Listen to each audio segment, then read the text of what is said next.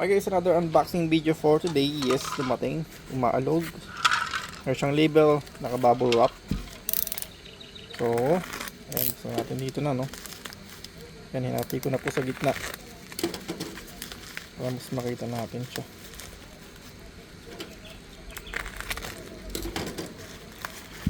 Okay guys, so ano ba itong in-order na naman natin na to, no? Guys, yun, so meron tayo dito exhaust pipe, high temperature resistant spray, auto spray coating guys, matte black.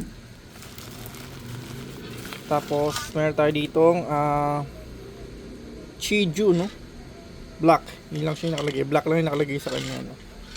So isang high temp, tapos isang black Chiju, yun yung balon niya guys.